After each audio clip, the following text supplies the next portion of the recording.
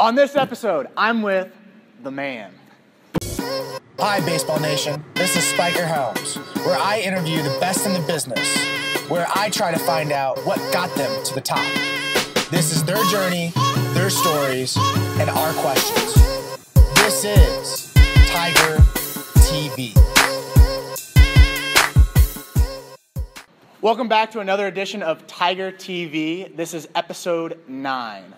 Dave, this is episode 9, right? Episode 9, after Von Baron. All right, perfect. I am here with Aaron Jaworowski, the owner of us, Rawlings Tigers.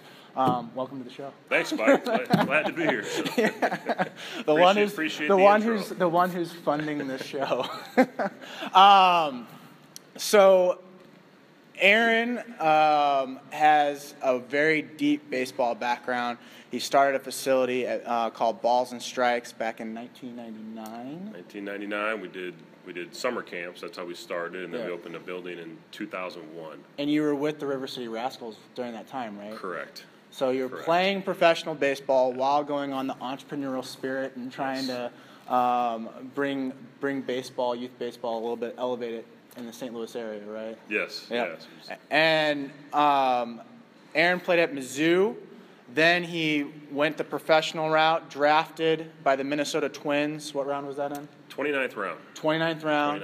And then ended up going down the independent baseball route for a short stint, coming back into St. Louis, playing with the River City Rascals, which are here in St. Louis, in O'Fallon, and then went to Balls-N-Strikes, and then started Rawlings Tigers. Correct. Is there anything in between that there, like, I know how an entrepreneur goes. He goes off to the here, but sticks to his guns. What is there anything else that you can fill in the gaps on that? From a business perspective, we did start to franchise Balls-N-Strikes in between the launch of our location and when the Tigers started. But otherwise, it's been, from what you're talking about, it's been minor league playing, Balls-N-Strikes starting, and then several years of that, and then we got into franchising, and then I launched the Tiger brand. Gotcha. And then with the Balls-N-Strikes, like, what was the main goal when you were sitting there in the clubhouse at River City, getting ready for a game, and you had this bright idea of, you know what, I want to bring summer baseball, I want to add some flavor to it. What was your initial intention? Well, we did it. I had a partner of mine that helped out as well, and we were both given lessons, and we decided to put our kids doing lessons together and do a camp. So that's how the whole concept started. I wasn't thinking in terms of like opening a facility at that point. I was 22 years old and still trying to play baseball, and I was with the Twins for 3 seasons, and then the Rascals for a year, and then I got signed at the Yankees. So, but all along I had basically an extremely strong passion for hitting. I was kind of that cage rat, always in the cage, always working on my craft, always trying to hone my skills. As far as like hitting went in the game of baseball, it's what I did. I lived and breathed it, had a strong inner drive to be the best hitter that I could. Wasn't the most athletic kid, but I feel like I maximized my abilities. So I got into teaching lessons to get to your answer. Because I enjoyed hitting so much, I wanted to teach kids how to hit and how to improve their skills. And Steve Hacker, who's a great friend of mine, and he's been with me in the Balls-N-Strikes program. And it's funny because you guys were in the Minnesota Twins together. We were in the Minnesota Twins together. We were. Down in spring training. In fact, I got a funny story about that. Yeah, go ahead. What is the story? I was a first baseman, and we had a log jam there because it was, if you guys remember Doug Mankiewicz, he's from Florida State. He was David Ortiz, and Steve Hacker. Those 3 guys were all in front of me. Those are pretty big hitters, pretty big names, and which led to my release. But anyway, out of spring training when they released me. But hold on. Let's get some more backstory to that. So Aaron had the 100 RBI record at Mizzou. Hacker had 30 home runs at Missouri State, and obviously you know who Doug Mankiewicz is and David Ortiz because they got to the show and ended up having huge careers. But again, you have these 2 guys that are competing for it. I mean, that's 4 quality, good first basemen.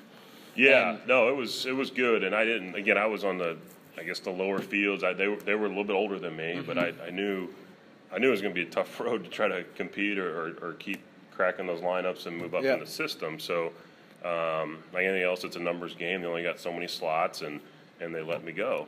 So the next morning I get up, and Hacker goes, "Hey, Jaws," he goes, I'm going to New Britain AA. That's great, you know. He goes, can you drive my car home?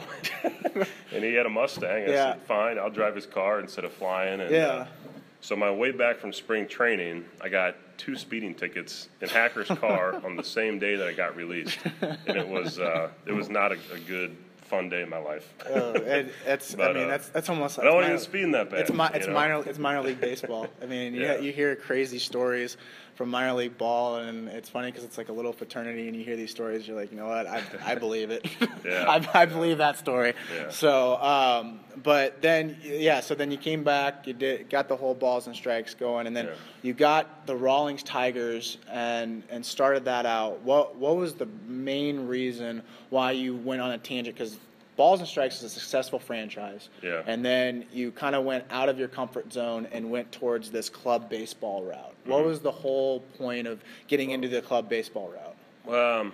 There was a lot of factors. One of the main things I think looking back is I like building things from scratch, like creating stuff from the ground up. I think that's an entrepreneurial spirit that you share with me, and we're involved in some other things too. And I think that's important. Is that it's fun to plant that seed, nurture it and watch it grow and grow, and that's what we've done with the Tigers. So that was one factor. It intrigued me. The other thing was club baseball started hitting the scene. I would say I know Jerry Daniels, who's a partner of mine, started with the prospects, and he did a great job. I feel like he's kind of the godfather of club teams in this area and in the Midwest. We have a great relationship with him, and he's helped us out along the way. And then other clubs started popping up, and now there's probably 20 or 30 in St. Louis. I don't have a count, but I'm guessing it's that many. All different sizes and structures and philosophies, and it all works. So with the Tigers, I was doing Balls-N-Strikes ballin' at the time, and all these kids from different clubs were coming to our staff to get lessons. Because I really believe in the staff at Ballin and what we're doing and what we're about. We have some phenomenal instructors. And then we also had good customers that were independent coaches using our facility. So I thought, then when you have that staff, you have Justin Baxmeyer, you have Steve Hacker, you have David Burke, Travis Griffin, Griffin. Yourself, Chris Nash, Chris Ben Nash. Margowski. Craig Ringy was back there at the time. Yeah, it just goes on and on and on and on and on, and you can kind of understand there's a lot of big time players coming through here. Think of that knowledge pool. Like Ashy, all those guys coming in here. I mean, it's unbelievable.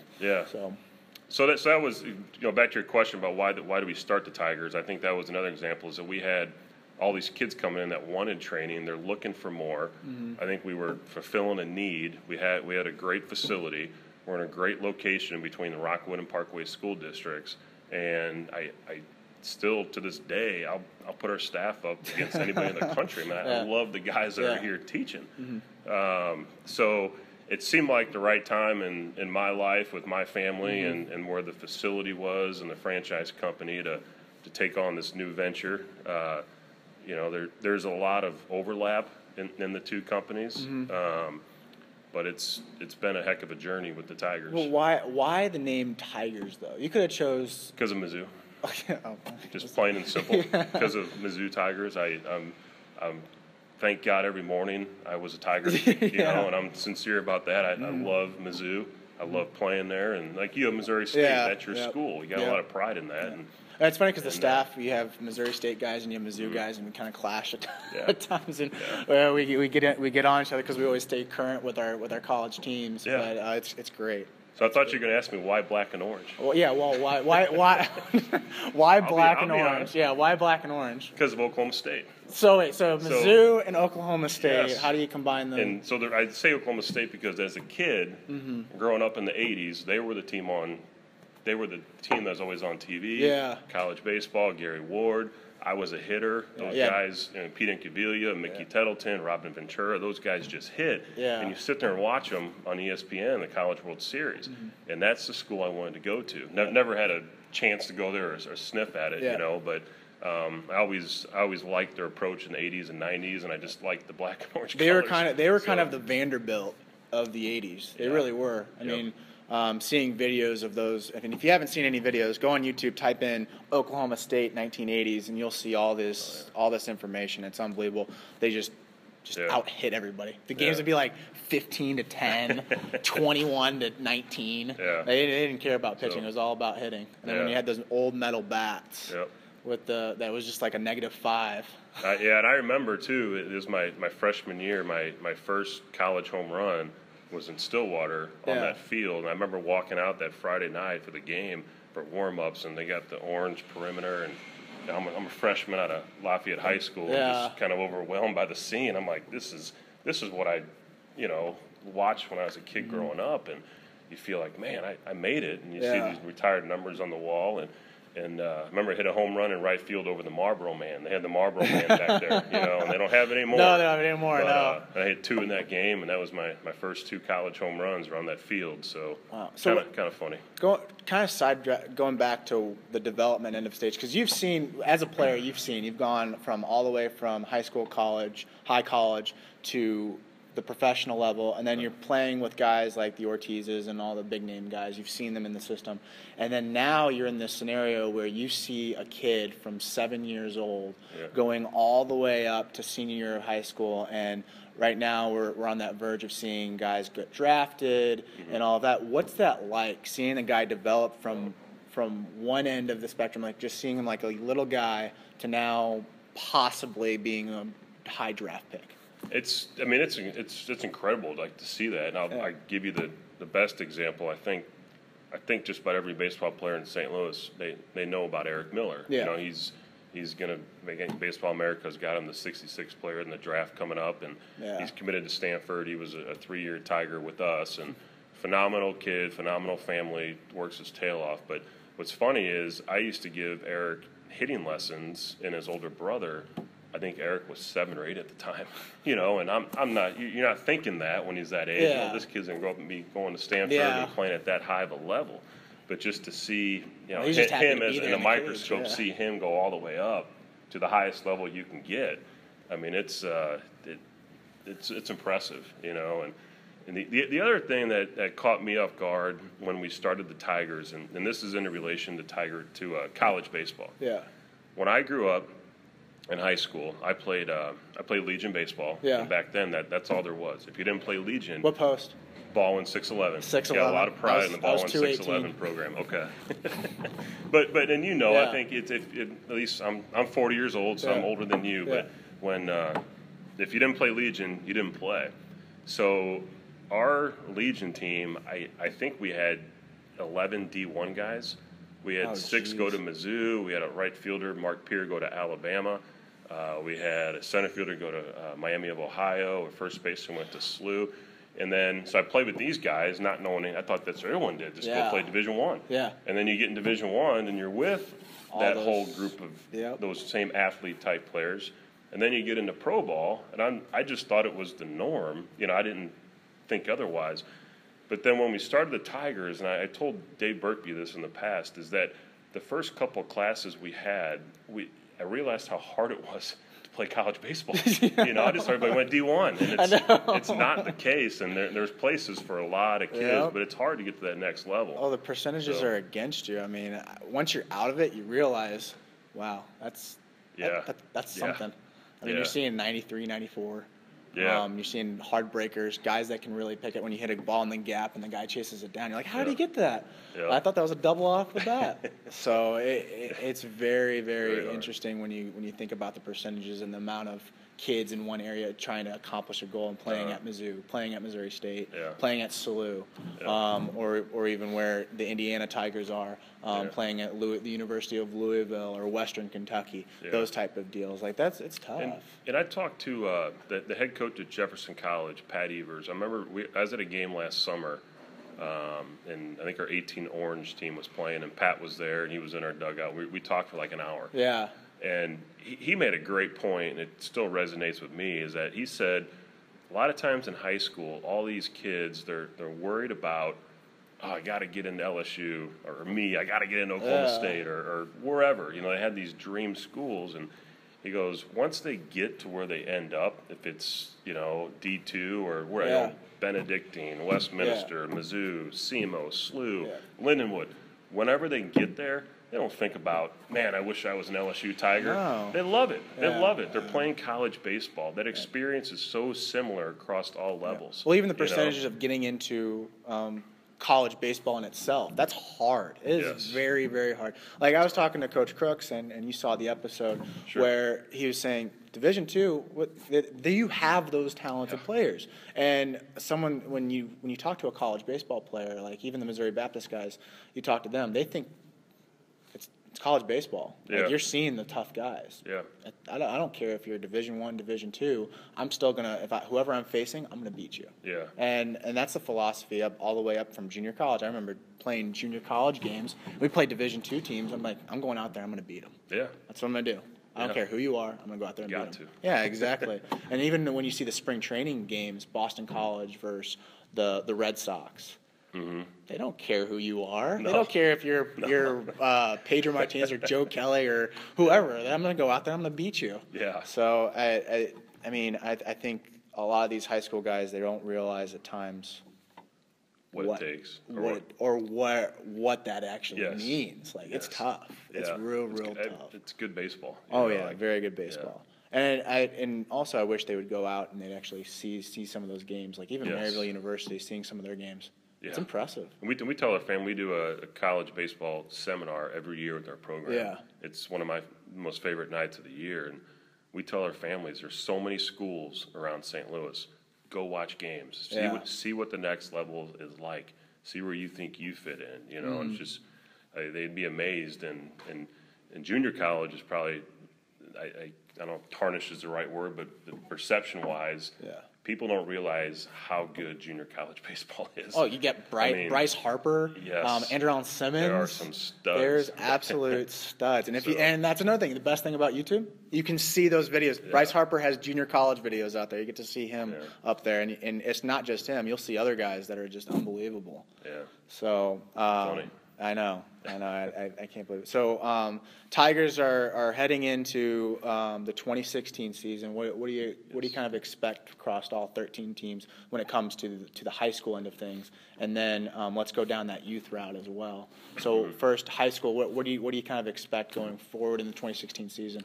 We're excited about it. I can tell you we're ready. Like our ducks are in order. We're ready to go. As far as uniforms and schedules, our staff is set. We got some big staff meetings coming up to get everybody lined out with their assignments for the summer.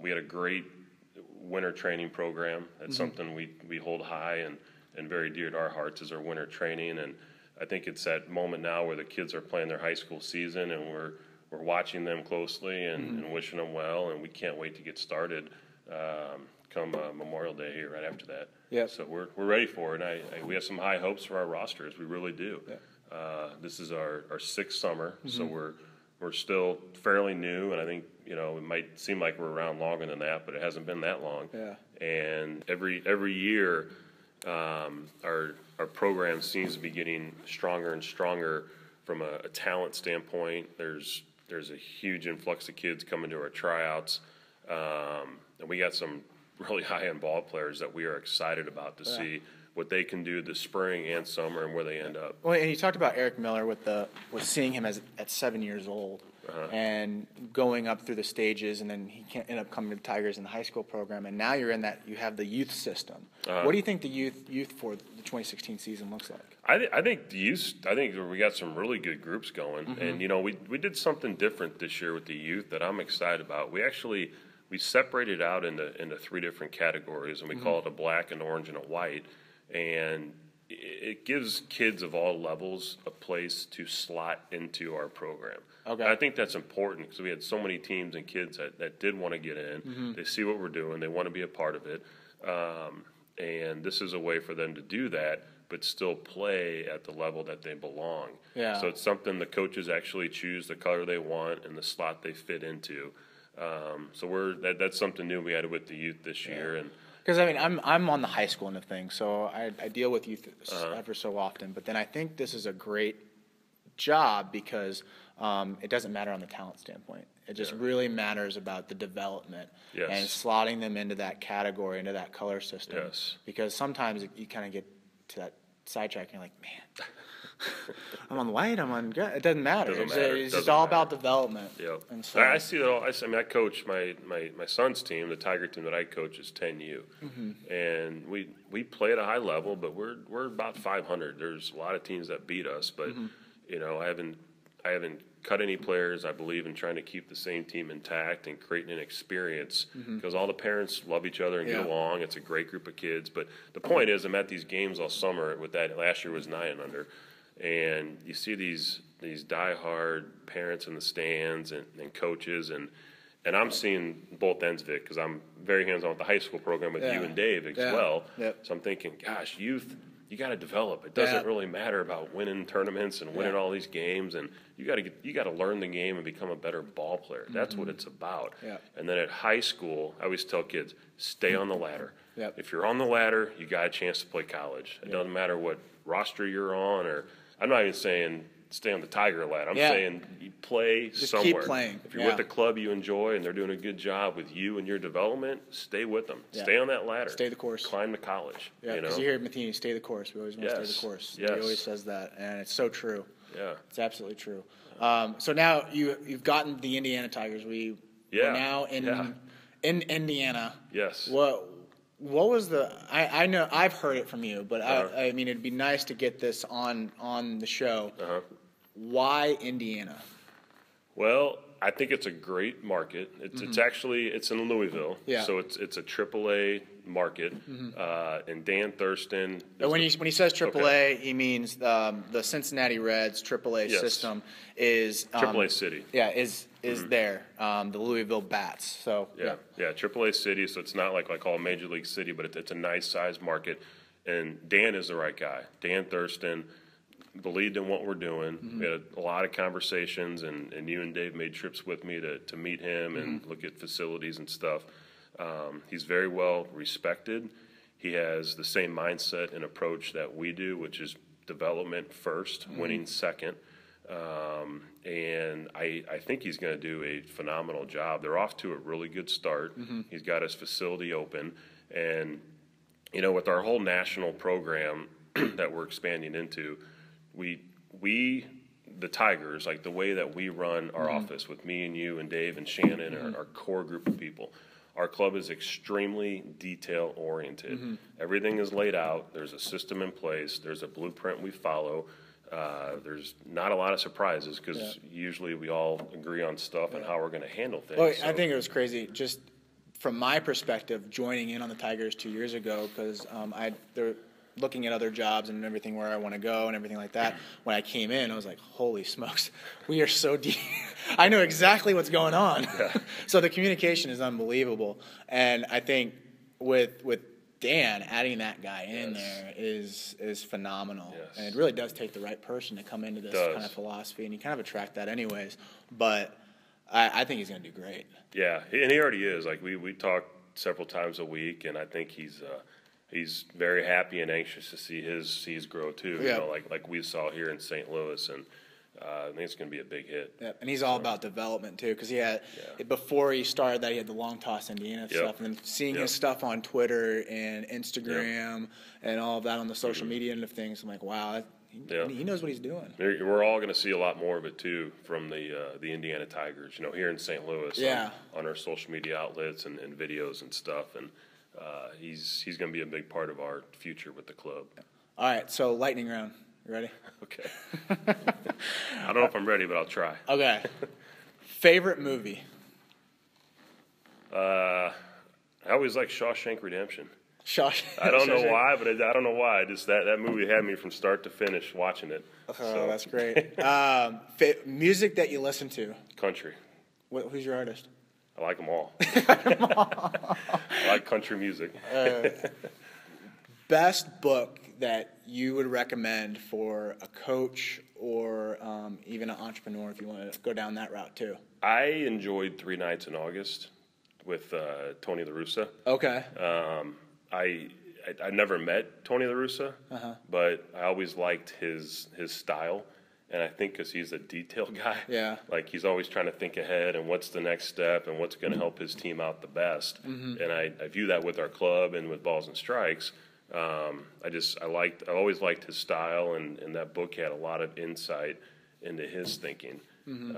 So I consider him like one of my mentors in trying to shape our program and how he ran, spring trainings and stuff like that, and all the clips you hear about it. And you never met him, but always a fan of his. Yeah. Where do you think your Mizzou Tigers are going to line up with the college baseball right now? They're in a tough conference. SEC. I think they're in the SEC. I think they're 14-9 right now. Yeah. They got swept at Florida, but they gave them 3 pretty good games. Yeah. They were tight. So I think if they could finish 3rd, 4th in that division, then you got to be in the top 30, 40 in the country, which hopefully I think the key is try to get a bid to the regional, Before we let you go, what is the best way to contact you? Email or cell phone. Email or cell phone. Do you want to give your email out, or do you? Or no? Jaworowski@bnsmail.us. There we go. And I respond to emails quickly, very quick. So. All right, guys. I appreciate, I appreciate everything you do, Spiker. I don't think people realize this, but our program is about the people. And we have an unbelievable staff. And the staff I consider, there's a lot of people involved, but we got, I call my co-signers in the club is you and Dave and Shannon, and then you have Mike Sigler, Steve Hacker, Travis Griffin, Brian Unger, Andrew Georgie, then you have a whole bunch of other people and coaches following our lead, and you do a heck of a job at what you do, and so do them. It's the heartbeat of who we are, So I appreciate it, all you're doing with us. I appreciate it. All right, guys, that is Aaron Jaworowski, owner of the Rawlings Tigers, our man. So next episode will be coming up here in the upcoming weeks. Until next time, see ya.